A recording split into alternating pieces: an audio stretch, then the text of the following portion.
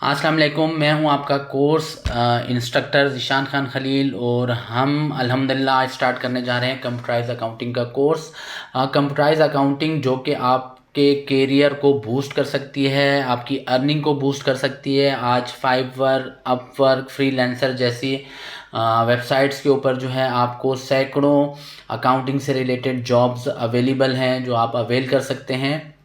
तो बिना कोई टाइम वेस्ट किए हम सबसे पहले जो है अपने फर्स्ट लेक्चर के ऊपर जाते हैं, जो है what is accounting. Computerise accounting सीखने के लिए पहले हमें बेसिक अकाउंटिंग फंडामेंटल्स का जो है वो कॉन्सेप्ट क्लियर होना चाहिए।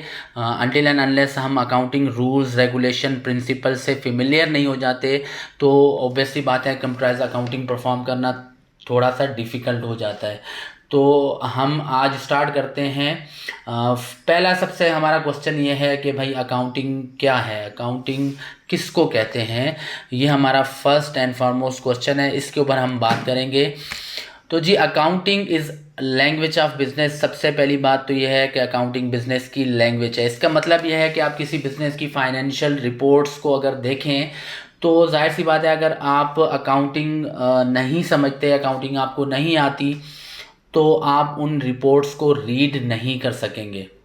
लेकिन अगर आपको अकाउंटिंग सिखा दी जाए, आपको अकाउंटिंग आती हो, तो वही रिपोर्ट आप बहुत आसानी से जो है वो रीड कर सकेंगे, आप उस बिज़नेस की अंडरस्टैंडिंग ले सकेंगे। तो अगर इसकी फॉर्मल डेफिनेशन की बात की जाए तो accounting is an art of recording, classifying, summarising, reporting, analysing and interpreting business transaction. So basically accounting एक आर्ट है जिसमें हम ये सारी चीज़ें करते हैं। मीन्स हम रिकॉर्डिंग करते हैं बिजनेस ट्रांजैक्शन की, उन ट्रांजैक्शन को हम क्लासीफाई करते हैं, उन्हीं ट्रांजैक्शन को हम फिर जो है वो समराइज़ करते हैं और फिर एक रिपोर्ट की सूरत में हम लेकर आते हैं।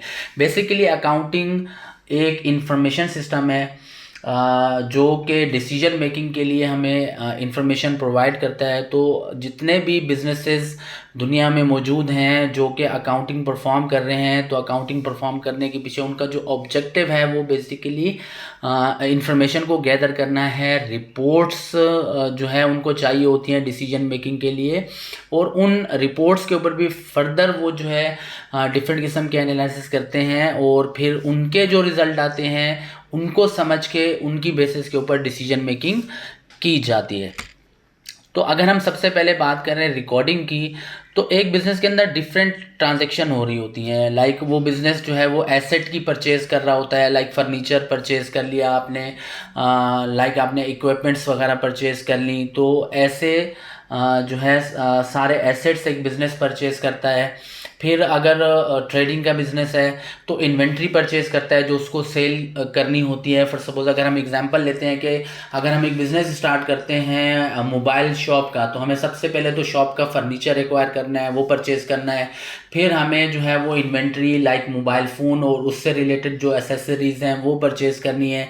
ठीक है, टैक्सेशन जो है वो देखनी है, सेल्स ऑफ इन्वेंट्री, जो हमने परचेज़ किया इन्वेंट्री मोबाइल और उससे रिलेटेड एसेसरीज़ वो अपने कस्टमर को हमने सेल करनी है। और बिज़नेस के बहुत सारे जो है वो रनिंग एक्सपेंसेस होते हैं, जैसे सैलरीज़ हो गई, यूटिलिटीज़ हो गई, आपका जो है वो फूड एंड मील का एक्सपेंस हो गया, और इस तरह के जो है वो सारे एक्सपेंस बिज़नेस कर रहा होता है। बिज़नेस को चलाने के लिए जाहिर सी बात है कि ये सारे एक्सपेंस आपको बेयर करने पड़ते हैं। देन आप अगर परचेज़ कर रहे हो क्रेडिट के ऊपर तो आपको सप्लायर को पेमेंट्स करनी है। अगर आप सेल कर रहे हो क्रेडिट के ऊपर, उधार के ऊपर, तो आपको कस्टमर से बाद में रिसीप्ट मिलनी है। एम्प्लॉइज़ हैं तो उनका पेरोल है। लोन अगर आपने कोई लिया हुआ है तो वो लोन लेना, उसकी रीपेमेंट करना, ये सारी ट्रांजैक्शन है जो कि एक बिज़नेस कर रहा होता है। रिसीप्ट, पेमेंट्स, सेल इनवाइस हो गई, परचेज इनवाइस हो गई, टैक्सेशन से रिलेटेड रिकॉर्डिंग हो गई, पेरोल से रिलेटेड रिकॉर्डिंग हो गई। तो ये सारी रिकॉर्डिंग जो है वो हमें अकाउंटिंग के अंदर करनी होती है। और ये रिकॉर्डिंग होती कहाँ है, तो हमारी जो first and prime book of accounting है वो है जनरल जर्नल, जिसका हमने आपको यहाँ पर ये एक फॉर्मेट दिया हुआ है।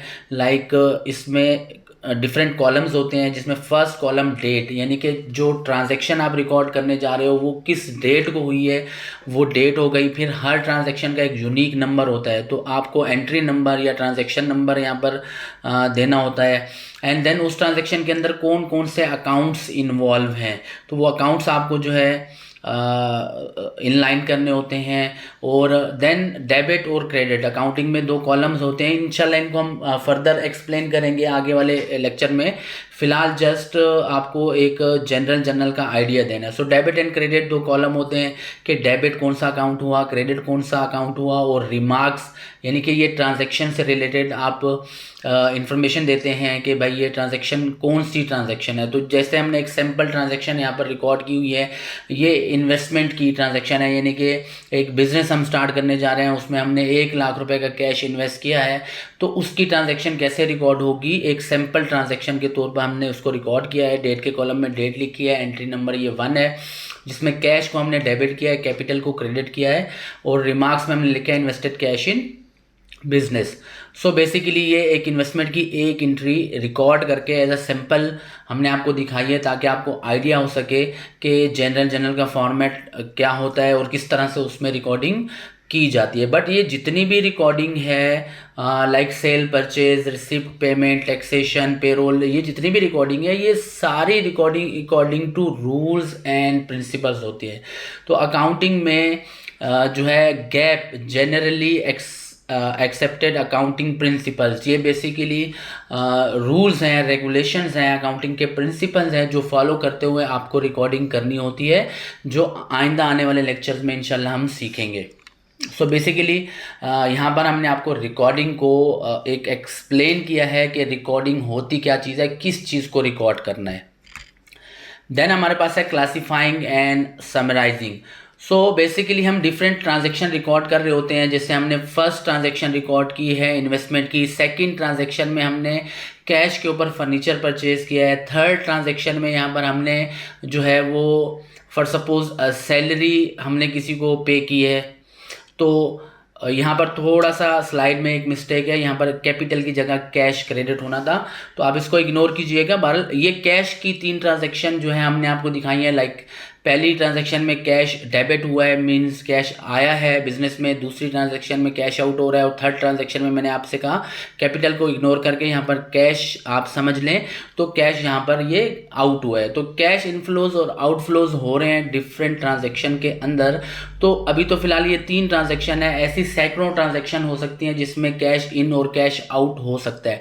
तो कैश का इनिशियल बैलेंस 1 लाख रुपए है, ये तो आपको पता था, लेकिन अगर आप 100 ट्रांजैक्शन रिकॉर्ड करने के बाद इस सवाल का जवाब ढूंढें कि आज हमारे पास कितना कैश है, तो वो थ्रू दिस डेटा, ये जो एंट्रीज का डेटा है, इससे वो चीज़ बताना बहुत ही मुश्किल होगा। उसके लिए हम क्या करते हैं कि क्लासीफाई करते हैं अकाउंट्स को, यानी कि कैश का अकाउंट की सारी ट्रांजैक्शन एक जगह करते हैं, कैपिटल के अकाउंट की सारी ट्रांजैक्शन एक जगह करते हैं, फर्नीचर की अलग, सैलरी की अलग, इस तरह हर अकाउंट की पर्टिकुलर ट्रांजैक्शन अलग करते हैं। और वो ये काम हम करते हैं थ्रू जनरल लेजर, जिसको हम जस्ट लेजर भी कहते हैं। तो एक कैश का लेजर मैंने यहाँ पर एज अ सैम्पल लेजर आपको बना के दिखाया है, जिसमें date, entry number, description, debit, credit और उस अकाउंट का बैलेंस आ रहा है। तो ये रनिंग बैलेंस लेजर है कैश का, जिसमें ओपनिंग बैलेंस में 0 है। फर्स्ट ट्रांजैक्शन में 1 लाख रुपए हमारे पास कैश में इन हुए थे, डेबिट हुए थे, तो बैलेंस 1 लाख हो गया। सेकंड ट्रांजैक्शन में हमने फर्नीचर परचेज किया था, 10,000 आउट हुए, तो अब हमारे पास बैलेंस 90,000 बच गया। थर्ड ट्रांजैक्शन में हमने फिर सैलरी पेड की 5,000 की, तो हमारे पास जो है बैलेंस 85,000 रह गया। तो ये बेसिकली आपका जो है वो जनरल लेजर होता है, और ये हर अकाउंट का लेजर अलग बनता है। इससे आप पर्टिकुलर उस एक अकाउंट की जो है वो ट्रांजैक्शन को ट्रैक कर सकते हैं। तो जो मैनुअल अकाउंटिंग थी उसमें तो ये काम काफ़ी डिफ़िकल्ट होता था, लेकिन कंप्यूटराइज अकाउंटिंग ने इसको निहायत ही आसान कर दिया है। तो इंशाल्लाह ये जब हम आगे सीखेंगे तो फिर आपको पता चलेगा कि ये किस तरह से लेजर हम कंप्यूटराइज अकाउंटिंग के थ्रू बना सकते हैं। देन हमारे पास रिपोर्टिंग का फंक्शन है अकाउंटिंग का। सो रिपोर्टिंग मीन्स जाहिर सी बात है जितनी भी हमने रिकॉर्डिंग की ये सब हमने किस लिए की, इन्फॉर्मेशन हासिल करने के लिए। तो इन्फॉर्मेशन डिफरेंट टाइप की होती हैं। सो रिपोर्ट्स भी डिफरेंट टाइप की होती हैं। तो हमारी जो है वो फर्स्ट रिपोर्ट है ट्रायल बैलेंस, जिसमें हमने जितने भी हमने अकाउंट रिकॉर्ड किए होते हैं उन अकाउंट के हम लेजर बनाते हैं। और लेजर का एक क्लोजिंग बैलेंस होता है, एक ओपनिंग बैलेंस होता है और एक क्लोजिंग बैलेंस होता है। तो हर लेजर का क्लोजिंग बैलेंस जो है वो हमने ट्रायल बैलेंस में प्रेजेंट करना होता है, ताकि हो सकता है कि जो हमारे जनरल लेजर्स हों वो तो फॉर सपोज सैकड़ों की तादाद में हो, ठीक है। तो अगर हमने उन सब का आउटलुक, उन सब का जो है एक एंडिंग क्लोजिंग बैलेंस हमने किसी एक जगह देखना हो, तो उसके लिए हम ट्रायल बैलेंस की रिपोर्ट जो है वो बनाते हैं, जिनमें सारे अकाउंट्स का क्लोजिंग बैलेंस प्रेजेंट किया जाता है, पहली बात। और दूसरी बात, यहाँ पर ट्रायल होता है। ट्रायल मतलब डेबिट और क्रेडिट का ट्रायल होता है, ठीक है। तो हम हर ट्रांजैक्शन में डेबिट और क्रेडिट इक्वल वैल्यू से रिकॉर्ड करते हैं। तो ऑब्वियस सी बात है कि जो हमारा ट्रायल बैलेंस है उसमें भी डेबिट कॉलम का टोटल और क्रेडिट कॉलम का टोटल इक्वल होना चाहिए। तो अगर वो इक्वल नहीं होता है तो मीन्स हमारी रिकॉर्डिंग में जो है वो इश्यूज़ हैं। और इसके पीछे भी एक पूरा अकाउंटिंग का प्रिंसिपल है जो हम आगे इंशाल्लाह प्रिंसिपल्स में पढ़ेंगे। देन इनकम स्टेटमेंट हमारे पास है। इनकम स्टेटमेंट बेसिकली आपको एक कंपनी की एक पर्टिकुलर पीरियड के इनकम और एक्सपेंसेस और प्रॉफिट के बारे में इंफॉर्मेशन देती है। यानी कि अगर मैं ये देखना चाह रहा हूँ कि एक साल में मैंने सेल्स कितनी की, एक्सपेंसेस कितने किए और एट द ईयर एंड मुझे प्रॉफिट कितना बचा, तो उसके लिए इनकम स्टेटमेंट जो है वो बनाई जाती है। देन हमारे पास है बैलेंस शीट। बैलेंस शीट एक पर्टिकुलर डेट को अगर उस कंपनी के पास कितने एसेट्स हैं, कितनी इक्विटी है और कितनी लाइबिलिटीज़ हैं, ये हमें देखना हो तो उसके लिए हम बैलेंस शीट बनाते हैं। और ये अकाउंटिंग इक्वेशन के तहत बनाई जाती है। और जो है बैलेंस शीट हमें उस पर्टिकुलर डे एंड के जो बैलेंसेस होते हैं एसेट्स, इक्विटी और लाइबिलिटी के, वो बेसिकली हमें शो करती है। देन कैश फ्लो स्टेटमेंट है, यानी कि थ्रू आउट द पीरियड कितना कैश आया, कितना कैश गया और वो किस किस मद में था। ऑब्वियसली बात है कि हम डिफरेंट चीज़ों के ऊपर कैश जो है वो आउट करते हैं और डिफरेंट चीज़ें ऐसी हैं जो हम सेल करते हैं जिससे कैश इन होता है। तो हमें ये देखना होता है कि किन किन चीज़ों पर हमने फ़ंड आउट किया और किन किन चीज़ों पे फ़ंड जो है वो कंपनी में इन हुआ है। तो इसका एक पूरा खुलासा जो है वो आपको कैश फ्लो स्टेटमेंट देती है। देन हमारे पास analyzing and interpreting. So basically जो फाइनेंशियल स्टेटमेंट्स हमारे पास बन जाती हैं, इनके बेसिस के ऊपर हमको डिसीजंस लेने होते हैं। तो हम फाइनेंशियल स्टेटमेंट्स को फर्दर एनालाइज करते हैं। डिफरेंट तरीके के जो है वो एनालिसिस टूल्स हैं जो कि एडवांस लेवल पे इंशाल्लाह अगर हम जाएंगे तो वहाँ पर हम उनके ऊपर बात करेंगे। तो वो टूल्स हम अप्लाई करके और जो है फाइनेंशियल स्टेटमेंट को असेस करके कंपनी की डायरेक्शन को, कंपनी की परफॉर्मेंस को, कंपनी की हेल्थ को, कंपनी की वैल्यूएशन को, कंपनी की लिक्विडिटी को, बहुत सारी चीज़ें हैं जो कि असेस होती हैं। ये सारी चीज़ें असेस करके हम नताइज निकालते हैं डिसीजन मेकिंग के लिए। हम समझते हैं इन सारी इन्फॉर्मेशन को और फिर उनकी बेसिस के ऊपर हम डिसीजन लेते हैं। फॉर एग्जांपल अगर लास्ट ईयर में हमारी सेल जो है वो 1 लाख थी और करंट ईयर में हमारी सेल जो है वो 2 लाख है और हम इसके ऊपर एक जो है वो परसेंटेज इंक्रीज़ का फार्मूला अप्लाई करके ये निकालते हैं कि हमारी जो बेसिकली सेल्स है वो लास्ट ईयर के मुकाबले में इस साल डबल है, 200% है। मीन्स दैट कि सेल्स हमारी जो है वो डबल हो गई है, ठीक है। तो ये एक टूल है परसेंटेज चेंज इन सेल का, जो अप्लाई करके हम ये नतीजा निकाल सकते हैं कि हमारी सेल्स जो है वो डबल हो गई है। इसी तरह हम इस सेल्स के डबल होने को अपनी कॉस्ट से कंपेयर कर सकते हैं कि आया अगर सेल डबल हुई है तो कॉस्ट भी क्या डबल हुई है या कॉस्ट के ऊपर क्या इम्पैक्ट पड़ा है सेल के डबल होने का। तो इस तरह से हम डिफरेंट तरह के एनालिसिस करके एंड उसको समझ के फिर उनकी बेसिस के ऊपर जो है वो हम डिसीजन लेते हैं। अच्छा, एनालाइज करता कौन है? तो हमारे पास 2 तरह के जो है वो स्टेक होल्डर्स हैं, एक जो एक्सटर्नल स्टेक होल्डर होते हैं और एक जो इंटरनल स्टेक होल्डर है। अच्छा, एक्सटर्नल मतलब आपका एक बिजनेस है, ठीक है, उस बिजनेस के बाहर के लोग बिजनेस को इवेल्युएट कर रहे हैं तो ये एक्सटर्नल स्टेक होल्डर है। और उस बिजनेस के अंदर के लोग लाइक मैनेजमेंट हो गई, एम्प्लॉयज हो गए, अंदर के लोग अगर बिजनेस को असेस कर रहे हैं तो उनको बोलते हैं हम internal stakeholders. So basically अगला हमारा जो टॉपिक है वो है भी यही कि वो कौन है जो कि इन फाइनेंशियल रिपोर्ट्स को, इस डेटा को डिसीजन मेकिंग के लिए यूज़ करते हैं, यानी कि अकाउंटिंग इंफॉर्मेशन का यूज़ कौन करता है।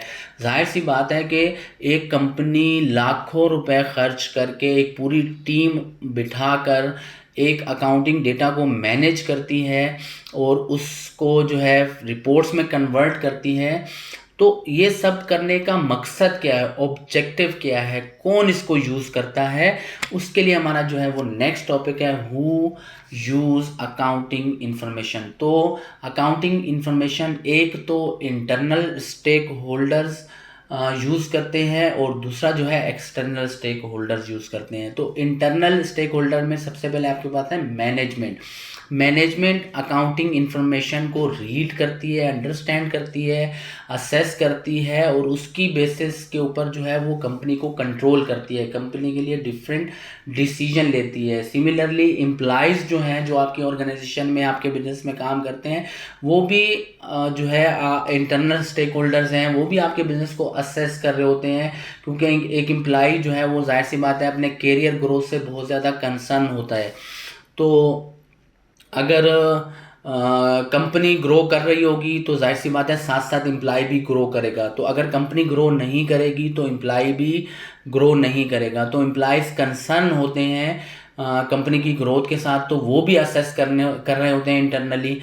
और एक्सटर्नल स्टेक होल्डर्स हमारे पास हैं जिसमें आपके शेयर होल्डर्स आ जाते हैं। अगर आप एक पब्लिक लिमिटेड कंपनी हो तो जाहिर सी बात है लोगों ने इन्वेस्ट किया हुआ है आपकी कंपनी में, तो वो शेयर होल्डर जिन्होंने आपकी कंपनी में इन्वेस्ट किया है वो कंसर्न होते हैं आपके फाइनेंशियल्स के साथ। सप्लायर्स हो गए, ठीक है, जो आपको क्रेडिट के ऊपर जो है वो इन्वेंट्री देते हैं। बैंक्स हो गए जो आपको लोन्स देते हैं, और गवर्नमेंट इंस्टीट्यूशंस, ये सब एक्सटर्नल स्टेक होल्डर्स हैं। और ये भी आपके फाइनेंशियल्स को, आपकी फाइनेंशियल पोजीशन को, आपकी फाइनेंशियल हेल्थ को, आपकी परफॉर्मेंस को, आपकी प्रॉफिटेबिलिटी को, आपकी लिक्विडिटी को, इन सारी चीज़ों को असेस कर रहे होते हैं।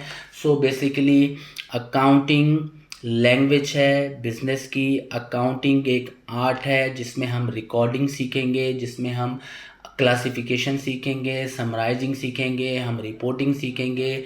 ये सारी चीज़ें हमने अकाउंटिंग में सीखनी है और इन सब को हमने परफॉर्म करना है। किसी एक सिंपल बिजनेस को लेते हुए हमने उसका एक पूरा अकाउंटिंग स्ट्रक्चर बिल्ड करना है, उसका एक सैम्पल डेटा रिकॉर्ड करना है और उसके फाइनेंशियल्स बनाने हैं इस कोर्स के अंदर।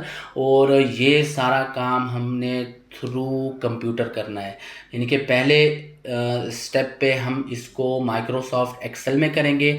हम अपना ख़ुद का एक अकाउंटिंग सॉफ्टवेयर बनाएंगे माइक्रोसॉफ्ट एक्सेल में और उसके ऊपर ये सारा काम सीखेंगे। और फिर हम इंशाल्लाह एक क्लाउड बेस्ड अकाउंटिंग सॉफ्टवेयर में ये सारा काम करना सीखेंगे। तो इंशाल्लाह मज़ा आएगा। आप सब लोग जो है साथ रहिएगा। और मेरी आपसे सिर्फ एक ही गुजारिश है कि कोर्स को आपने रेगुलर बेसिस के ऊपर प्रैक्टिस करना है। जो जो मैं आपको सिखा रहा हूँ रेगुलर बेसिस पे आपने इसको समझना है, अंडरस्टैंड करना है। और नेक्स्ट आने वाले लेक्चर से पहले पहले आपको ये वाला लेक्चर जो है वो प्रिपेयर करना है। इससे रिलेटेड सारी इन्फॉर्मेशन आपके पास होनी चाहिए। एंड जाहिर सी बात है कि हर लेक्चर को असेस करने के लिए क्विज़ होगा।